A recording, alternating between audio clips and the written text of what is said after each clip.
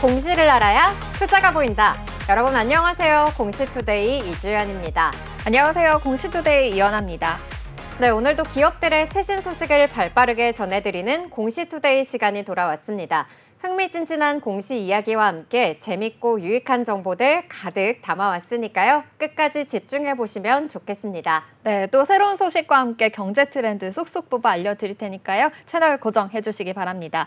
본 방송에서 제공하는 정보는 투자 판단에 대한 조언일 뿐 주식의 가치와 상승, 하락에 대해서는 보장하지 않습니다. 그럼 공시투데이 공투 지금 시작합니다.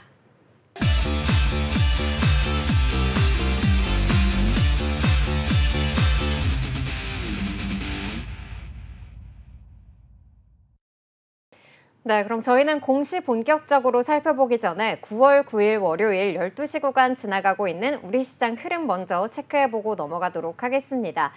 먼저 간밤 뉴욕 증시는 다시 한번 이 고용지표 실망감 속에 3대 지수 일제히 급락했습니다. 8월 비농업 취업자 수가 시장 예상치를 하회하면서 경기 둔화에 대한 우려감이 다시 한번 살아났는데요. 이로 인해서 나스닥 같은 경우에는 2% 넘게 밀려나는 흐름 보였습니다. 테슬라가 8% 넘는 급락에 이어서 엔비디아와 알파벳도 4% 넘는 하락세를 보이는 등 이 시총 상위 대형 기술주들은 부진한 흐름 나타냈고요. 또 이 실적 실망감에 따라서 브로드컴도 10% 넘게 밀리면서 반도체 섹터들은 일제히 내림세를 보이기도 했습니다. 우리 시장은 외국인 수급 부재와 또 반도체 약세 등의 요인으로 인해서 증시 하방에 압력을 가할 것이라는 전망이 나왔는데요. 먼저 지수부터 살펴보시면은 코스피 지수는 오늘 하락 출발하면서 마이너스권에서의 움직임 보이고 있습니다. 지수는 한 달 만에 2,400대까지 내려오기도 했었는데요. 5거래일 연속 지수가 밀려나면서 현재는 0.86% 하락한 2,522선에서 움직이고 있습니다. 다음으로 수급 살펴보도록 하겠습니다. 네, 오늘도 외국인 5거래일 연속 매도 우위를 보이고 있는데요. 매도 규모 점차 확대해 나가면서 현재는 3,600억 넘게 물량 덜어내고 있습니다. 그리고 기관 같은 경우에는요, 오늘 11시를 기점으로 해서 매수 우위 포지션 잡으면서 3거래일 연속 매수하는 모습 나타나고 있습니다. 현재는 300억 넘게 물량 담아내고 있습니다. 다음으로는 시총 상위주들의 흐름도 살펴보겠습니다. 네, 1위에서 5위까지 종목들 모두 혼조세를 보이고 있는데요. 반도체 투톱은 좀 미증시의 영향에 더불어서 약세를 보이고 있습니다. 이 가운데 삼성전자는 오늘 KB증권에서 실적 추정치 하향을 근거로 인해서 목표 주가를 종전보다 27% 내린 95,000원으로 제시하기도 했습니다. 현재 2% 넘게 하락하면서 67,000원 선에서 움직이고 있고요. SK하이닉스 역시도 1.4%대 하락하면서 154,000원 선에서 움직이고 있습니다.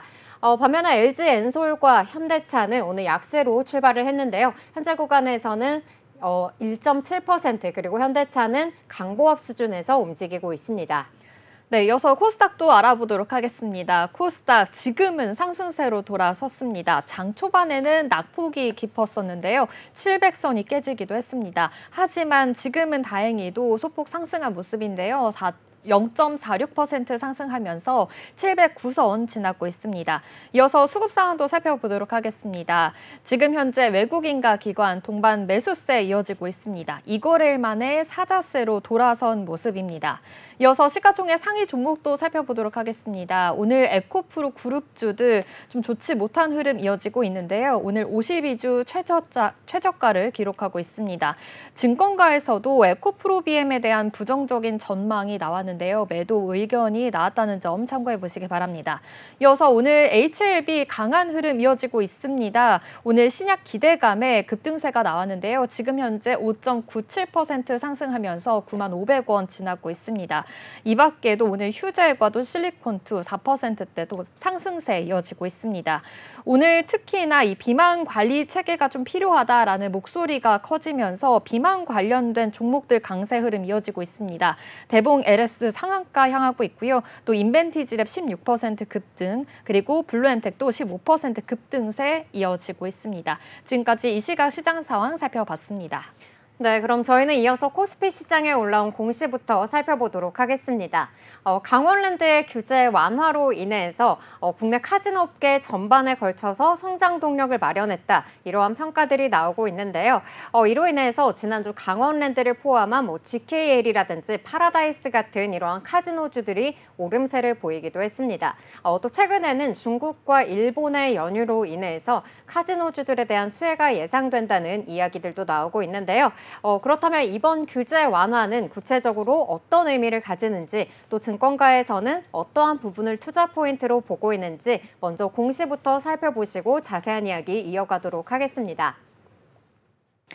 강원랜드는 지난 4일 공시를 통해 문화체육관광부로부터 카지노업 변경 허가를 통보받았다고 밝혔습니다.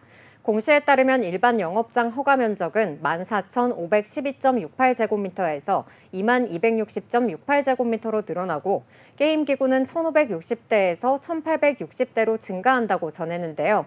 이어 외국인 전용존 이용 대상은 기존 시민권자에서 시민권자 및 영주권자로 확대되고 외국인 전용존 베팅 한도는 30만 원에서 3억 원으로 크게 늘어나게 됩니다. 한편 게임기구 수는 변동 가능하며 영업장 확장 완공 시점과 영업 적용 시기는 미확정으로 향후 일정 확정 시 공시 예정이라고 덧붙이기도 했습니다. 네, 이렇게 또 공시에서는 강원랜드가 카지노 변경 허가를 통보받았다라는 공시 살펴봤는데요. 공시 업계에서는 좀 이 점을 획기적인 변화로 보고 있습니다. 어떠한 면에서 이러한 반응을 보이고 있는 걸까요? 네, 이번 문화체육관광부의 강원랜드 규제 완화는 매우 이례적인 조치라고 볼 수가 있겠습니다. 카지노 산업은 그동안 대표적인 규제 산업으로 불리면서 꾸준하게 규제가 강화되어 왔었고요. 또 규제 완화는 좀 좀처럼 보기 힘든 사례였는데요. 하지만 이번 강원랜드의 규제 완화로 인해서 앞으로 카지노 업계 전반에 걸쳐서 규제 완화의 시작점이 될 수 있다는 점에서 굉장히 중요하다고 볼 수가 있겠습니다. 특히 이번 조치는 영업 제한사항 변경할 수 있다는 것이 제한사항 변경할 수 있는 허가를 받았다는 것이 핵심으로 볼 수가 있는데요. 그중에서도 가장 눈에 띄는 변화는 이 외국인 베팅액 상한선을 기존 30만 원에서 최대 3억 원으로 상향한 부분입니다. 또 이번 규제 완화를 통해서 기존 테마파크 부지를 활용해서 내국인과 외국인을 대상으로 한 영업을 이원화할 계획인데요. 이 변화로 인해서 강원랜드는 내국인 중심으로 운영되어 온 이러한 기존 구조에서 벗어나서 새로운 수익 창출을 더욱더 강화할 수 있게 됐습니다.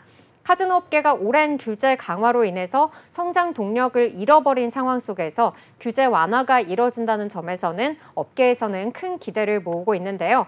국내 카지노 업계는 57년이라는 오랜 역사에도 불구하고 마카오나 또 동남아시아 국가들에 비해서 이 규모 측면에서 현저히 뒤처져 있습니다.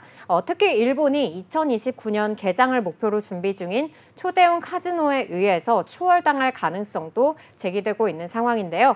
전 세계 카지노 시장 규모가 약 1,568억 달러, 우리 돈으로 209조 원가량에 이르는 반면에 국내 카지노 업계가 차지하는 비중은 약 1%로 2조 원에도 미치지 못하고 있는데요.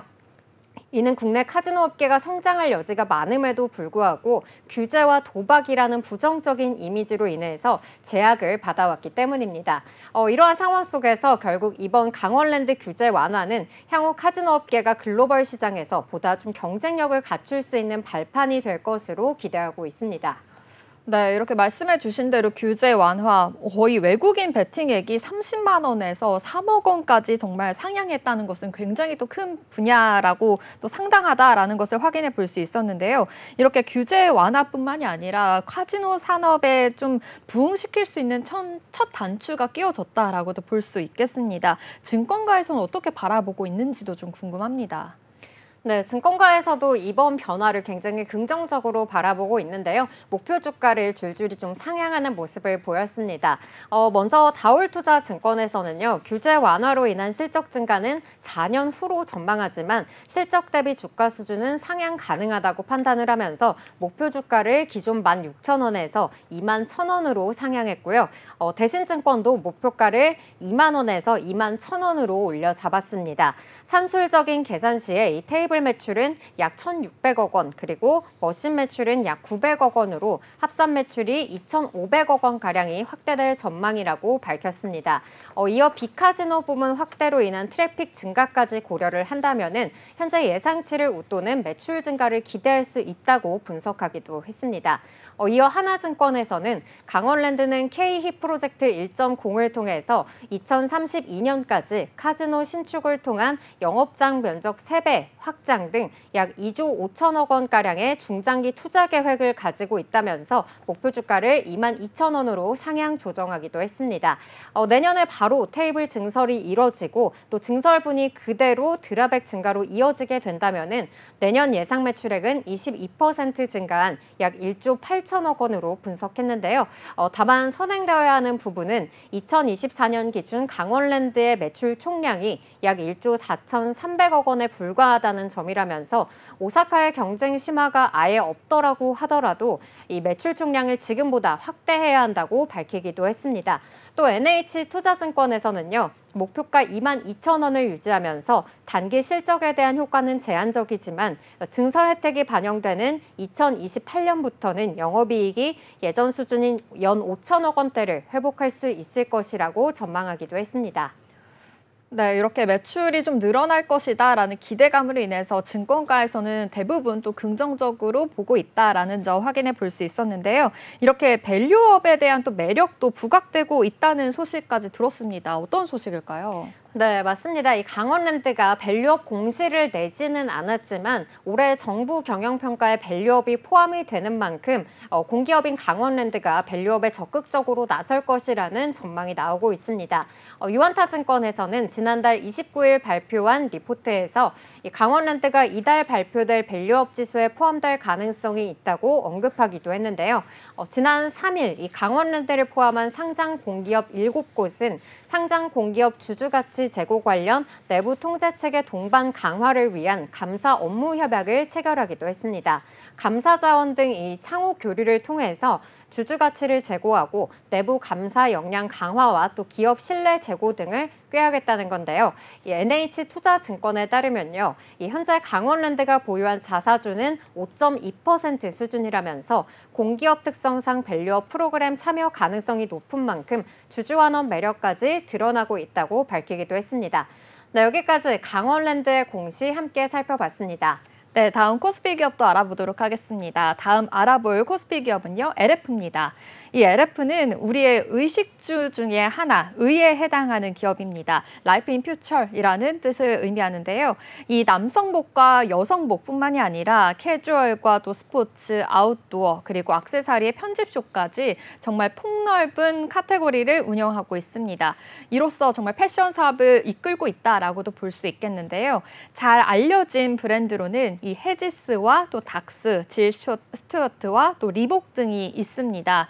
이렇게 다양한 브랜드를 또 영위하고 있고 명품 브랜드와의 협업을 통해서 이 글로벌 파워 브랜드로 나아가기 위해서 육성을 하고 있습니다. 이 LF 패션 선두 기업을 넘어서 종합 라이프스타일 기업으로서의 도약 또한 계획을 하고 있습니다. 네, 역시나 요즘 이 주주 환원 정책으로 인해서 자사주를 취득하고 있는 기업들이 늘어나고 있잖아요. LF도 역시 자사주 취득 공시가 올라왔다고 하더라고요. 네, 맞습니다. 이 LF가요, 2024년부터 2026년까지 3년마다 이 매 사업 연도마다 150억 원 범위 내에서 이 자사주를 취득하겠다라고 밝혔습니다. 회사 주주 환원 정책의 일환이다라고 설명했는데요. 이번에는 30억 규모의 자사주 취득 결정입니다. 주가 안정과 또 주주 가치 제고를 위해서 30억 원 규모의 자기 주식을 21만 1,416주를 취득하겠다라고 공시했습니다. 취득 방식으로는 유가증권 시장을 통한 장내 매수로 NH투자증권이 위탁 투자 중개업자로 지정이 됐습니다. 그리고 지난 3월에도 50억 원 규모의 자사주를 취득한 적이 있었습니다. 네, 이 LF 같은 경우에는 앞서 말씀해주신 대로 뭐 닥스나 헤지스 같은 이러한 여러 브랜드를 또 보유를 하고 있잖아요. 그런데 이 밖에 또 다양한 사업 분야도 가지고 있다고 알고 있습니다. 어떤 분야도 있는지 소개해 주시면 좋을 것 같아요. 네, 이 현재 LF가요, 이렇게 패션과 식품, 금융, 그리고 기타 사업 부문 등 총 4개의 사업으로 분류가 되어 있습니다. LF가 지난달에 공시한 분기 보고서에 따르면요, LF의 1분기 그 매출 비중이 패션이 76.4%였고요. 그리고 식품 부분이 16.8%, 그리고 금융이 6.3%, 방송업 등 기타 부분이 0.5% 순이었습니다. 현재 LF 계열사는 40여 개에 달하는데요. 이 LF가 일단 LG 패션 시절에서 2007년에 LF 푸드를 설립을 했고요. 시푸드 뷔페를 인수를 하면서 이 식품 사업에 본격적으로 뛰어들기도 했습니다. 이후에는 2014년에 LF로 좀 사명을 변경을 했고 2015년에는 온라인몰 전문 기업인 이 트라이시클과 함께 케이블 방송, 동아 TV를 인수하면서 이커머스와 또 방송 산업에 또 진출을 하기도 했습니다. 먼저 이 식품 산업 LF 푸드를 보면요. 어느 정도 좀 성과를 냈다라고도 볼 수 있겠습니다. 이 LF 푸드가요. 매출액 2018년에는 36억 원이었고요. 2019년에는 622억 원, 그리고 이렇게 하면서 거의 2배가량 늘었다라고도 볼 수 있겠습니다. 지난해에는 1,564억 원의 매출을 달성했다라고도 볼 수 있겠습니다. 기존의 B2B 사업을 중심으로 해서 운영이 돼 왔던 이 LF 푸드가요. 이 외식 소비가 좀 감소하는 변화에 따라서 B2C로 역량을 확보하면서 더욱더 매출이 늘어났다라고도 볼 수 있겠는데요. 올해는 프리미엄 레스토랑 간편식을 비롯해서 해외의 유명 식당의 메뉴를 좀 간편식으로 선보이면서 존재감을 더욱더 키우겠다라는 계획입니다. 그 일환으로 LF 푸드는 지난해 면 제조업체 한스코리아의 지분 90%를 인수를 했고요. 그리고 가정 간편식 사업의 경쟁력 또한 더욱더 확보하고 있다라고도 밝혔습니다. 금융 부분도 살펴보겠습니다. 수년간 LF가 좀 심혈을 기울이면서 확장을 시도하고 있는 사업인데요. 현재 이 코람코 자산 식탁과 또 코람코 자산 운용 등 이 자회사를 앞세워서요. 부동산 금융 사업에도 좀 지속적으로 수익을 창출하고 있습니다. 올해 4월에도 이 코람코 자산 신탁은 이 강남구에 위치한 오피스 아크플레이스를 또 미국계 운용사 블랙스톤으로부터 7,920억 원의 매입을 하는 그런 승부서를 던지면서 과감한 투자를 단행한 적이 있었고요. 그리고 광화문의 K스퀘어 시티를 이 퍼시픽 자산운용에 약 3,100억 원에 매각을 하면서 약 500억 원의 차익을 또 벌어들이기도 했습니다. 네, LF가 또 이렇게 금융이나 식품 쪽에서 사업을 하고 있다는 것이 굉장히 놀라운 것 같은데요. LF 역시나 이렇게 좀 다양한 포트폴리오를 통해서 그래도 패션업을 필두로 경쟁력을 강화하고 있는데요. 하지만 요즘에 좀 소비가 둔화하는 추세를 보이면서 의류 수요도 좀 감소를 했다고 합니다. 이로 인해서 좀 의류업계 업황이 좋지가 않은데 LF 역시도 좀 피해갈 수가 없었다면서요. 네, 맞습니다. 이 LF가요, 이 본업인 패션 업황 부진과 또 신규 브랜드에 대한 또 투자가 많았습니다. 그러다 보니까 영업 실적이 좀 사실은 좋지 못하게 나온 걸로 평가가 됐는데요.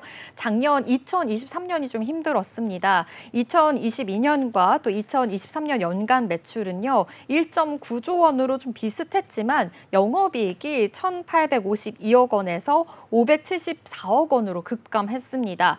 LF가 LG그룹에서 좀 독립한 이래 2006년 이래 가장 낮은 수치였다고 합니다. 지난해 이렇게 뚜렷한 성과를 얻지 못한 이 LF가요. 이 본업인 패션에 조금 더 집중을 하면서 그래도 사업을 다각화하겠다라고 밝혔습니다. 패션 사업뿐만이 아니라 이 자금을 조금 더 선행을 하고 확보가 되어야 부동산 개발 사업으로 또 이어질 수 있기 때문이다라고 밝혔는데요. 이 사업 다각화의 효과는요, 올해 들어서 좀 빛을 발하고 있다고 합니다. 올해 상반기에도 좀 지속적인 심리 축소로 인해서 좀 여파가 있는데도 불구하고 이 전년과 비슷한 매출을 기록하고 있고요. 463억 원의 영업이익을 거두면서 108% 증가하는 흑자 전환을 성공했다라고도 밝혔습니다.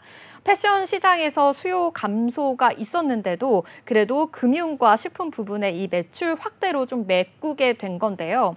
코랑쿠 운용의 펀드 매각 보수가 또 증가한 덕택이다라고도 볼 수 있겠습니다. 하반기에는 금리 인하에 또 업황 회복까지 이뤄지게 되면 그래도 이렇게 실적 개선이 더욱더 될 수 있다라고도 LF는 밝히고 있습니다. 네, 아무래도 본업인 이 의류업 부분에서는 좀 부진한 흐름을 겪었지만 그래도 금융이나 이 푸드 쪽에서 그래도 실적 개선세가 이루어졌다라는 부분 확인해 볼 수가 있었고요. 그리고 LF가 또 이 M&A 시장에 나온 매물을 눈독 들이고 있다. 이러한 소식이 전해지기도 했었는데요. 차순위인 만큼 또 기회를 기다리고 있는 상황이라면서요. 네, 맞습니다. 지금 LF가요, 매각에 나선 한양증권의 인수 입찰에 참여를 했습니다. 한양학원 산하건설사인 한양산업개발의 그 PF 부실 파동에 과 더불어서 이 한양대병원 경영난으로 인해서 유동성 위기를 겪고 있는 그런 상황인데요. 최근에 한양증권이 부동산 프로젝트 파이낸싱 역량을 키우고 있는 점을 고려하고 또 자회사와의 시너지를 만들어낼 수 있는 기대감으로 인해서 LF가 지금 기회를 엿보고 있는 상황입니다. 현재 KCGI의 뒤를 이어서 차순위 협상 대상자로 선정이 된 상황인데요. 지금 현재 이 KCGI와의 치열한 인수 경쟁을 펼치고 있는 겁니다. 특히나 이 한양증권이 보유하고 있는 여의도 본사와 또 경기도 안산시에 있는 건물을 좀 높게 평가를 하면서 상당히 좀 높은 인수가를 제안했다라는 것으로 알려졌는데요. 이 딜에 참여한 관계자의 말을 따르면요. LF가 아직 LOC를 확보하지 못한 이 KCGI보다 인수 경쟁에서 지금은 자금 증빙까지 마친 상황이다라고도 볼 수 있겠습니다. 이 대주주 적격성 이 심사 역시도 KCGI보다 훨씬 좀 원활하게 통과할 수 있다라는 평가까지 받고 있는데요. 그래도 좀 1순위였던 KCGI가 있기 때문에 지금 이 KCGI가 인수가 만약에 결렬이 된다면 LF와의 인수가 좀 이뤄질 예정이다. 지금 이 상황을 기다리고 있다라는 결과까지 지금 기다리고 있는 상황입니다. 네, 이렇게 M&A로서의 이런 시너지도 좀 기대가 되는 상황이고요. 또 여러 가지 좀 사업을 확장하려는 부분도 함께 확인을 해볼 수가 있었습니다. 그리고 하반기 좀 금리 인하에 더불어서 업황이 회복되면서 조금 그래도 실적이 개선될 것이다. 이러한 부분도 앞서서 살펴봤는데요. 그렇다고 한다면 이 LF 하반기 전략은 또 어떻게 될까요? 네, 맞습니다. 지금 굉장히 또 다양한 브랜드를 가지고 있는 만큼 각 분야마다 하반기 전략들을 세우고 있는데요. 먼저 패션 브랜드를 영위하고 있는 LF이니만큼 이 각 브랜드마다 다양한 전략들이 나왔습니다. 일단 밀레니엄 캐주얼 브랜드 던스트가요. 클래식과 또 실용성을 강조한 2024 가을 컬렉션 리얼 라이프를 런칭했습니다. 이 던스트는 이번 가을 컬렉션을 시작으로 해서 중국 법인을 통한 중국 사업 본격 시작과 또 글로벌 홀세일 규모 확대 등 이 글로벌 비즈니스에 더욱더 가속화될 예정입니다. 그리고 LF가 전개하고 있는 이 글로벌 스포츠 브랜드 리복이요. 앰베서더 이유리와의 함께 또 하면서 더욱더 캠페인을 많이 벌리고 있는데요. 가을 시즌 신규 캠페인을 공개했습니다. 90년대 리복 스타일에서 좀 영감을 받은 블록 디자인과 또 나일론 소재를 조합한 이 자켓 등 간절기, 바람막이 아이템을 구성을 했는데요. 지금 사진에서 보시다시피 이렇게 바람막이의 또 인기 또한 불고 있는 상황이라서 트렌디한 협업으로 인해서 앞으로 좀 계속해서 선보일 예정이다라고 밝혔습니다. 그리고 LF 닥스는요, 미니멀리즘 트렌드에 부합하는 이 런던 수트 컬렉션을 또 출시했습니다. 젊은 소비층을 겨냥한 패턴과 또 슬림한 핏을 적용해서요, 이 런던 라인 등의 수트 아이템으로 이루어져 있는데요. 영국 복식의 디테일을 좀 더했습니다. 그리고 이번 런던 수트 컬렉션에 이어서 캐시미어 같이 이렇게 가을과 겨울 소재감을 내세운 이 추가 컬렉션도 순차적으로 선보일 예정이다라고 밝혔습니다. 그리고 LF몰도요, 이제 추석 연휴를 맞이해서 이번 주 기간 동안 지금 프로모션을 진행을 합니다. 품목별로 데이터 기반으로 해서 다양한 브랜드를 선별을 해서 지금 큐레이션을 할 예정이다라고 밝혔는데요. 이 명절에 인기 품목과 더불어서 이 가을 신상품을 선보이게 되고요. 이번 프로모션 기간 동안 좀 매출도 좀 상당히 늘어날 것이다라고 기대하고 있습니다. 역시 K-패션이 좀 주목을 받음으로써 해외 진출에도 지금 박차를 가하고 있는 상황인데요. 2019년부터 새롭게 또 선보인 빠투와 또 그 이탈리아 럭셔리 디자이너 브랜드와 함께 수입 브랜드와의 오프라인 매장을 좀 더 확대하겠다라고 밝혔습니다. 이 판로 개척과 또 팝업 스토어를 운영해서요, 현지 고객과의 접점을 더욱더 많이 또 발생할 수 있도록 노력하겠다라고 밝혔는데요. 남성 의류와 또 여성 의류, 스포츠 의류 등 소비자 접점이 좀 많은 만큼 패션 사업의 성장과 또 탄탄한 입지로 이 LF가 종합 기업으로 성장하겠다, 거듭나겠다라는 방침까지 내세웠습니다. 지금까지 LF에 대해서 알아봤습니다. 네, 그럼 저희는 지금까지 살펴본 코스피 기업 2개에 대한 공시 요약해 보도록 하겠습니다. 먼저 강원랜드의 공시 요약입니다. 강원랜드는 지난 4일 공시를 통해 문화체육관광부로부터 카지노업 변경 허가를 통보받았다고 밝혔습니다. 공시에 따르면 일반 영업장 허가 면적은 14,512.68제곱미터에서 22,260.68제곱미터로 늘어나고 게임기구는 1,560대에서 1,860대로 증가한다고 전했는데요. 이어 외국인 전용존 이용 대상은 외국인에서 외국인, 즉 시민권자 및 영주권자로 확대되고 외국인 전용존 베팅 한도는 30만 원에서 3억 원으로 크게 늘어나게 됩니다. 한편 게임기구 수는 변동 가능하며 영업장 확장 완공 시점과 영업 적용 시기는 미확정으로 향후 일정 확정 시 공시 예정이라고 덧붙이기도 했습니다. 이에 업계에서는 이번 카지노업 규제 완화는 국내 카지노 사업의 경쟁력을 강화할 수 있는 발판을 마련한 것이라고 평가했고요. 증권가에서는 매출 증대와 밸류업 매력도를 부각하면서 줄줄이 목표 주가를 상향 조정했습니다. LF 공시 요약입니다. 2024년부터 2026년까지 3년간 매 사업 연도마다 150억 원 범위 내에서 자사주를 취득하겠다라고 밝혔습니다.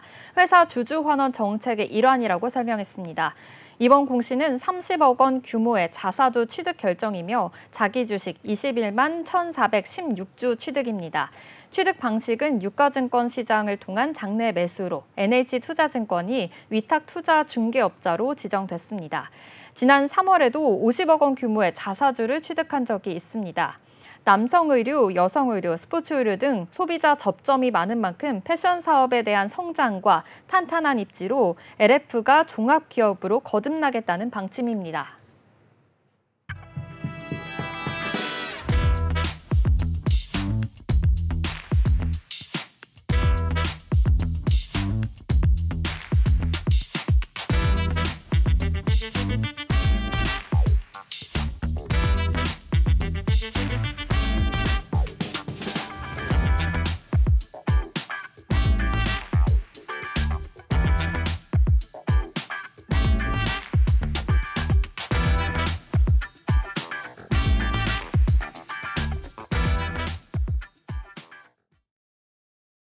그럼 저희는 이어서 코스닥 시장에 올라온 공시도 살펴보도록 하겠습니다.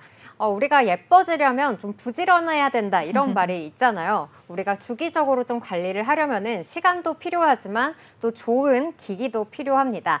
이 때문에 미용 의료기기 업체들이 좀 해외 시장에서 주목을 받고 있는 요즘인데요. 미용 의료기기 같은 경우에는 다른 제약바이오에 비해서 수출 및 판매 규제가 적다고 하고요. 또 이 규제 장벽이 높은 중국에 이어서 태국이나 브라질 등으로 수출 영역이 확장되고 있어서 이 수출 기반이 더욱더 탄탄해질 것이다. 이러한 전망이 나왔습니다. 코스닥 시장에서 첫 번째로 살펴볼 기업도 역시나 이 미용 의료기기를 전문으로 하고 있는 파마 리서치인데요. 먼저 공시부터 살펴보시고 자세한 이야기 이어가도록 하겠습니다. 미용의학기업 파마리서치가 운영자금 등 약 2천억 원을 조달하기 위해 제3자 배정 유상증자를 결정했다고 5일 공시했습니다. 제3자 배정 대상자는 유럽계 사모펀드 운용사 CBC 캐피탈이 설립한 특수목적법인인 폴리시 컴퍼니 리미티드인데요. 발행 규모는 상환 전환 우선주 117만 5,647주로 상환권은 2027년 12월 4일부터 2034년 12월 4일까지 행사 가능합니다.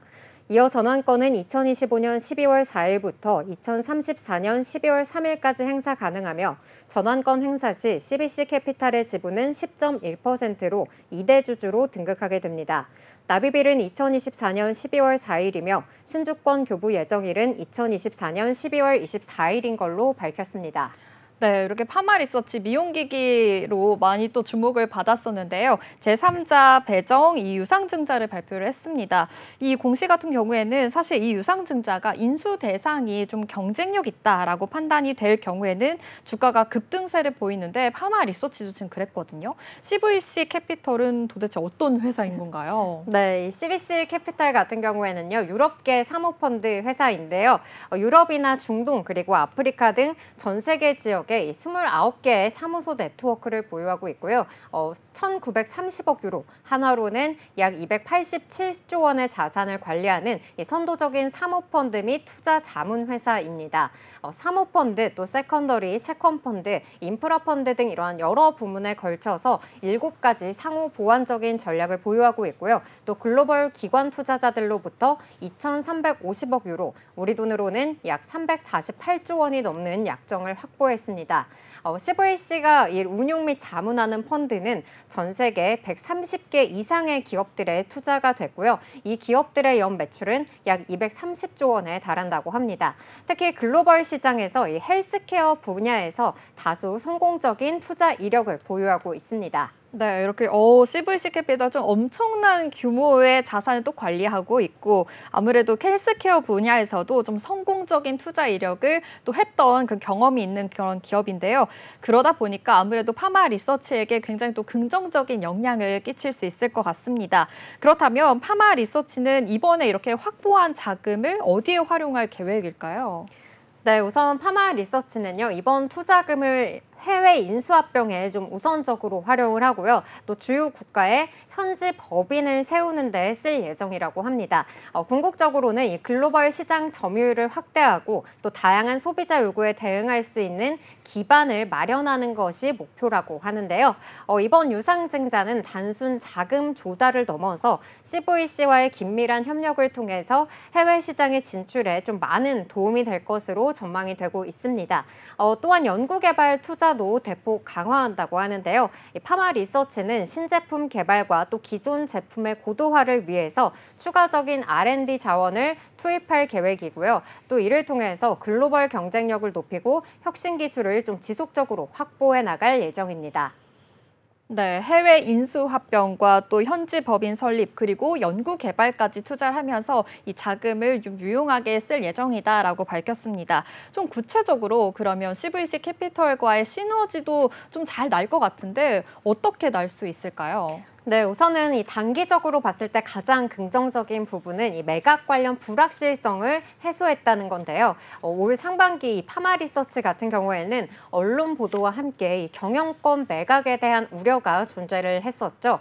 그러나 이번 이벤트로 인해서 매각 관련 불확실성을 해소했다는 평가를 받고 있습니다. 또 그동안 고질적인 이 문제로 인식됐던 해외 진출에 좀 탄력이 붙을 전망인데요. CVC는 특히 동남아와 유럽 등 다양한 병원에 투자하고 있다는 점에서 향후 영업적 시너지가 기대되고 있습니다. 특히 이 CVC를 통해서 이 유럽 진출 속도가 당초 5년에서 7년 정도로 예상이 됐었다고 한다면은 이번에는 2.5년에서 3년으로 크게 단축될 걸로 기대되고 있고요. 또 초기 침투 국가는 독일과 프랑스, 스페인, 영국이 될 걸로 보고 있습니다. 이어서 투자 여력의 확장 측면에 있어서도 시너지가 기대되고 있는데요. 파마 리서치는 M&A를 통해서 리쥬란 등 스킨 부스터뿐만 아니라 톡신 그리고 히알루론산 필러 리주비에 또 미용기기 등 다양한 영역으로 포트폴리오를 확장한 바 있죠. 이번 CVC 인수로 인해서 해외 딜 소싱 능력이 크게 상승될 걸로 전망하고 있습니다. 또 이 상환 전환 우선주 자금이 납입되는 2024년 말에는 약 3,400억 원의 현금성 자산을 보유할 수 있게 된다고 예상하고 있기도 합니다. 네, 이렇게 말씀해 주신 것처럼 해외 진출에 좀 더 탄력이 붙을 예정이다라고도 말씀해 주셨는데 좀 다양한 측면에서의 시너지가 기대가 됩니다. 그렇다면 증권가에서는 또 어떻게 바라보고 있는지도 좀 궁금합니다. 네, 증권가에서는 특히나 이 유럽 시장의 빠른 성장을 기대를 하면서 긍정적인 전망을 내놓고 있는데요. 각 증권사별로 의견을 살펴보자면요. 먼저 한국투자증권에 따르면은 이 CVC 캐피탈 파트너스는 헬스케어 분야에서 유럽과 동남아 내 다수의 병원 체인에 투자한 경험을 보유를 해서 이 향후 CVC가 보유한 병의원 네트워크를 해외 진출 시에 활용할 수 있을 것이라고 분석하기도 했고요. 또 유상증자를 통해서 가장 기대되는 부분은 이 유럽을 포함한 해외 진출 스케줄 단축과 또 독일, 프랑스, 스페인, 영국에 지사를 설립하는 것을 구체화하는 데 이어서 또 이 4개국 외 기타 유럽 국가나 미국, 남미 시장 진출도 조금 더 속도가 빨라질 것으로 기대된다고 밝히기도 했습니다. 또 삼성증권에서는요, 목표 주가를 21만 원에서 24만 원으로 상향 조정했는데요. 이번 투자 유치는 상반기부터 수립해온 이 파마리서치의 글로벌 진출 전략의 첫 단추라면서 기존의 국내 의료미용 업종 내 여러 사모펀드 투자 사례가 이 경영권 양도를 수반한 것과 달리 10% 비중의 상환전환 우선주 발행을 선택했다는 점은 이 현 경영진 주도의 해외 진출 확장을 좀 추진하기 위한 것이라고 짚기도 했습니다. 이어서 다올투자증권의 리포트도 볼 텐데요. 파마리서치는 그간 해외 진출 경력이 부족하다는 점으로 이 밸류에이션 제약으로 작용을 했다면서 CVC 캐피탈과의 협업으로 빠르게 이 해외 확장이 될 것이다라는 기대감을 밝히기도 했고요. 또 유럽은 리쥬란에 대해서 이 CMMDD 허가를 획득하고 있어서 이 타 지역 대비 좀 빠르게 확장할 수 있을 것이라고 전망하기도 했습니다. 이에 목표 주가는 기존 22만 원에서 24만 원으로 올려 잡았고요. LS증권 같은 경우에는 2분기 실적에서 분기 사상 최대 매출과 영업이익 그리고 수출 실적을 기록한 데 이어서 이번 딜로 중장기 성장 동력을 확보했다면서 주가 재평가가 필요한 시점이다라고 밝혔습니다. 그러면서 투자 의견 매수와 그리고 목표 주가 23만 원을 유지했는데요. 이어 의료기기 리쥬란은 이미 유럽 인증을 보유한 상태이기 때문에 바로 유통이 가능한 상황이라고 진단하기도 했습니다. 또 신한투자증권에서는요, 이 리쥬란 판매의 시너지가 기대된다는 의견을 제시하기도 했는데요. 스캔부스터 리쥬란은 역사가 짧아서 직접 시장을 형성해가면서 신규 국가를 좀 진출해야 되는 이러한 제품인데요. 승인 허가 그리고 파트너사 선정, 시장 내 인지도 형성에 시간이 소요가 되기 때문에 이 신규국 본격 매출 발생에는 시간이 좀 필요했던 그러한 상황입니다. 그런데 이번 CVC의 투자로 인해서 이 리쥬란의 해외 유통망이 강화가 되고요. 또 글로벌 매출 발생이 가속화될 것으로 예상한다고 밝히기도 했습니다. 마지막으로 유진투자증권에서는요, 이 M&A를 통한 성장 잠재력을 고려했을 때 이번 유상증자의 긍정적인 효과가 더 클 것이라면서 25년 기준 예상 영업이익은 전년 대비 40% 상승한 1,753억 원으로 추정을 하면서 목표 주가를 23만 5천 원에서 28만 7천 원으로 상향 조정하기도 했습니다. 네, 여기까지 파마리서치의 공시 함께 살펴봤습니다. 네, 이어서 다음 코스닥 기업도 살펴보도록 하겠습니다. 다음 알아볼 코스닥 기업은요, 오브젠입니다. 인공지능 마케팅 솔루션 기업입니다. 2000년 4월에 한국 IBM 소프트웨어 연구소에서 비즈니스 소프트웨어 개발 플랫폼을 담당한 9명의 연구원들이 설립한 소프트웨어 전문 기업인데요. 이 금융과 유통, 통신, 그리고 서비스 등 다양한 산업에서 데이터와 분석, 마케팅 영역의 솔루션과 이 시스템 구축 서비스를 20년 이상 성공해오고 또 제공하고 있는 그런 기업입니다. 마이데이터를 비롯해서요, 데이터 신산업과 또 빅데이터 기반으로 해서 AI 분석 플랫폼을 바탕으로 빅데이터와 AI 영역에서 두각을 나타내고 있는데요. 마케팅 자동화와 또 데이터 처리 기술 그리고 분석 알고리즘을 결합한 이 AI 주도 자율 마케팅 실현을 준비하고 있습니다.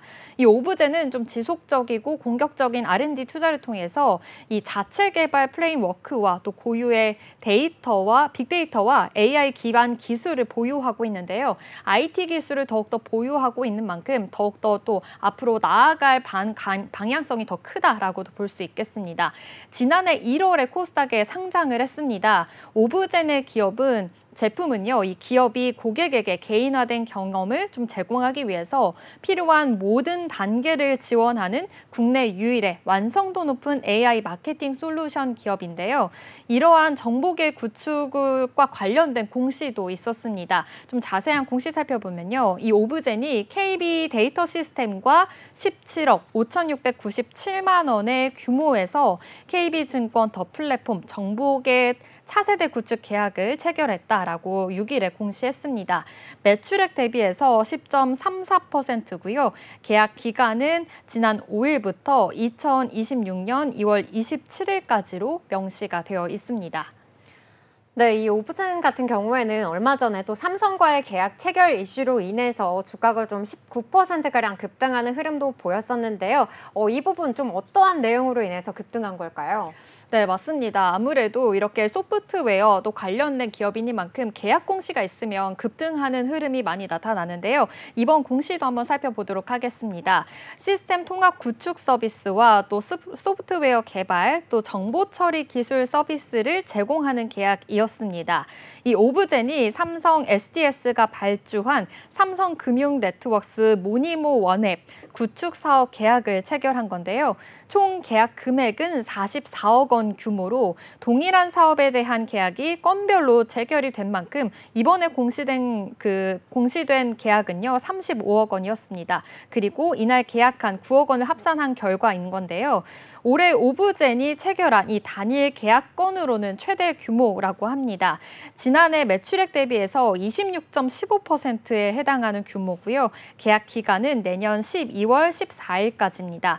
이 계약이 전해지고 나서 이날 주가도 말씀해 주신 대로 이렇게 19% 넘게 오르는 모습까지 이어지기도 했는데요. 오브젠은 이번 사업의 계약으로 인해서 모니모의 경쟁력을 좀 한층 강화하는데 더욱더 중요한 역할을 할 것이다라고 기대하고 있고요. 또 오브젠이 모니모 원액 구축에 필요한 또 모든 고객 정보를 분석할 수 있는 환경을 제공하고 또 실시간으로 개인화 추천 서비스를 제공하기도 하고요. 또 마케팅 자동화 영역을 담당하게 됩니다. 또한 이 분석 환경 제공과 또 실시간 개인화 추천 서비스를 좀 가능하게 해줄 이 오브젠 스마트 AI 솔루션은요.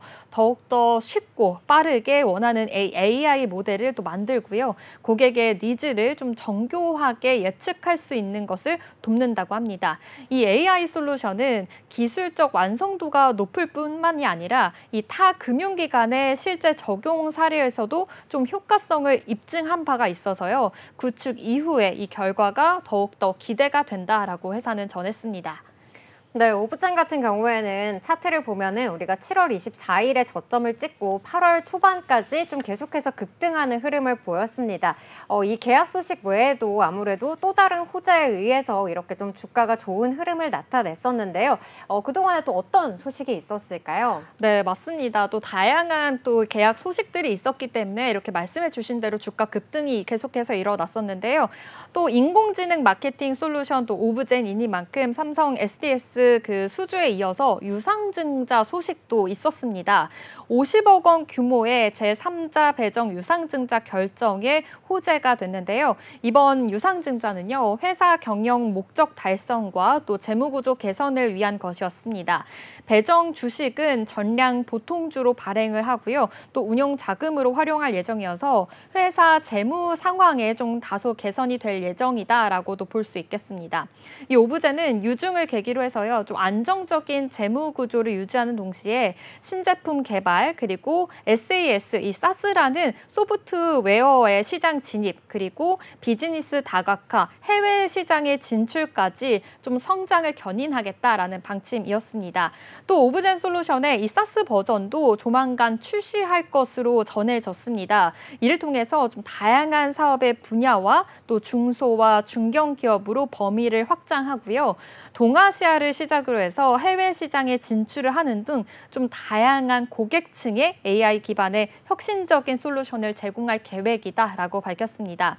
이 오브젠 전략 부분 대표는요, 이번 유상증자로 인해서 오브젠의 성장과 또 가치 상승에 중요한 전환점이 될 것이다라고 밝혔고요. 또 고객사에게는 성공을 위한 파트너, 그리고 주주들에게는 가치 있는 투자처로 인식이 될 수 있도록 더욱더 최선의 노력을 다하겠다라고 밝혔습니다.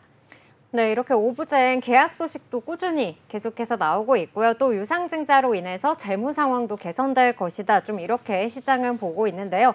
그러면 오브젠 이번 실적은 또 어떻게 나왔을지 궁금하거든요. 사실 실적은 좀 다소 부진한 편입니다.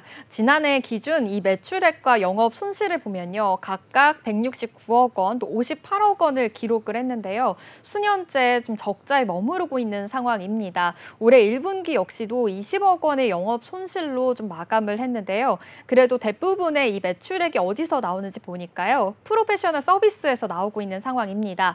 지난해 기준으로 프로페셔널 서비스가 전체 매출에서 차지하는 비중이 62.24%였고요. 이어서 이 제품 라이센스비, 그리고 제품 운영비, 제품 기술비에 대한 매출 비중이 각각 15%, 그리고 13%, 9%였습니다.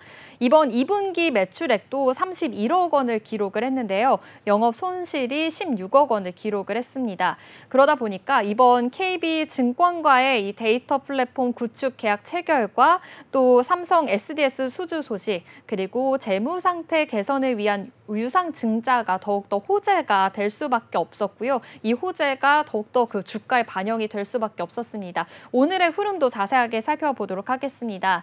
지난 한 주 동안 지난주를 살펴보면요. 3거래일 연속으로 외국인의 사자세가 또 이어지다가 지난 2거래일에는 좀 외국인의 매도세가 이어지기도 했었는데요. 오늘은 그래도 좀 강한 흐름 이어지고 있습니다. 2%대 상승하면서 1,220원 지나고 있습니다. 네, 그래도 오브젠 이렇게 좀 AI 마케팅 솔루션에 있어서는 선두주자인 만큼 또 국가의 지원을 받아서 이 금융합성 데이터 구축 사업을 성공적으로 완료했다. 또 이러한 소식도 전해지기도 했습니다. 이 금융합성 데이터 구축 사업 또 어떤 사업일까요? 네, 한번 자세하게 좀 살펴보면요. 이 AI 마케팅 솔루션 업계의 선두주자인 이 오브젠이요. 과학기술정보통신부와 또 한국지능정보사회진흥원의 이 지원을 받아서요. 금융 합성 데이터 구축 사업을 성공적으로 완료했다라고 밝혔습니다. 이 사업은 국내 AI와 또 데이터 산업의 혁신을 이끄는 중요한 동력으로 평가를 받고 있는데요. 금융 합성 데이터는 실제 금융기관에서 사용이 되는 데이터를 특성으로 또 AI 알고리즘을 학습해서 만들어진 가상 데이터입니다. 상품 개발과 또 위험 관리, 그리고 마케팅 등 다양한 분야에서 AI 모델 개발의 학습 자료로 활용될 예정이고요. 이번 사업을 통해서 12종, 2,700만 건 이상의 데이터가 구축이 됐다라고 밝혔습니다. 이번 사업의 성공으로 인해서 기술적 난관을 극복을 할 것으로 보이는데요. 오브젠 컨소시엄은 이 딥러닝 기술을 활용한 합성 프로세스를 개발해서요. 900만 건의 이상의 이 다차원 시 계열의 데이터를 특성으로 해서 정확하게 재현을 했고요. 개인정보는 식별 불가능하게 이렇게 보호를 했습니다. 수석 연구원이 이 사업이 또 국내외에서도 드문 이 금융 데이터 합성으로 인해서 성공 사례다라고 언급을 하고 있고요. 또 연구소장은 이 사업으로 인해서 금융 분야뿐만이 아니라 다른 산업에도 응용이 될 수 있다라고 밝혔습니다. 이 오브젠 전대문 대표이사는요. 이번 사업 성공으로 인해서 금융 사업뿐만이 아니라 유통, 통신, 공공 등 다양한 분야로 확장 가능성이 있다라고 밝혔고요. 또 고도화뿐만이 아니라 데이터 산업 영역을 좀 개척할 계획이다라고까지 밝혔습니다. 아무래도 좀 새로운 경제적 가능성의 문을 여는 중요한 발판이 될 것으로 확인이 됩니다. 지금까지 오브젠에 대해서 알아봤습니다. 네, 그럼 저희는 지금까지 살펴본 코스닥 기업 2개 기업에 대한 공시 요약해 보도록 하겠습니다. 네, 먼저 파마리서치 공시 요약입니다. 미용의학기업 파마리서치가 운영자금 등 약 2천억 원을 조달하기 위해 제3자 배정 유상증자를 결정했다고 5일 공시했습니다. 제3자 배정 대상자는 유럽계 사모펀드 운용사 CBC 캐피탈이 설립한 특수목적법인인 폴리시 컴퍼니 리미티드인데요. 발행 규모는 상환전환 우선주 117만 5,647주로 상환권은 2027년 12월 4일부터 2034년 12월 4일까지 행사 가능합니다. 증권가에서는 CVC 캐피탈의 투자로 유럽 시장 등 글로벌 시장에서의 빠른 성장이 기대된다며 글로벌 유통망 확대를 파마리서치의 주요 투자 포인트로 꼽기도 했습니다. 오브젠 공시 요약입니다. KB증권 더 플랫폼 정복의 차세대 구축 계약을 체결했다고 6일 공시했습니다. 매출액 대비 10.34%며 계약 기간은 지난 5일부터 2026년 2월 27일까지로 명시돼 있습니다. AI 마케팅 솔루션 업계 선두주자인 오브젠이 과학기술정보통신부와 한국지능정보사회진흥원의 지원을 받아 금융 합성 데이터 구축 사업을 성공적으로 완료했다고 밝혔습니다. 이 사업은 국내 AI 및 데이터 산업의 혁신을 이끄는 중요한 동력으로 평가받고 있습니다. 네, 오늘 준비한 공시투데이는 여기까지입니다. 오늘 전해드린 기업 공시와 소식들 여러분의 투자에 많은 도움이 되셨으면 좋겠고요. 내일은 더욱더 유익한 내용으로 찾아뵙겠습니다. 네, 공시투데이 다시 보기는 네이버 유튜브 채널을 통해 가능합니다. 본 방송에서 제공하는 정보는 투자 판단에 대한 조언일 뿐 주식의 가치와 상승, 하락에 대해서는 보장하지 않습니다. 그럼 오늘도 성공 투자에 한 걸음 더 나아가시길 바라면서 공시투데이는 내일 12시에 계속됩니다. 시청해주신 여러분 고맙습니다.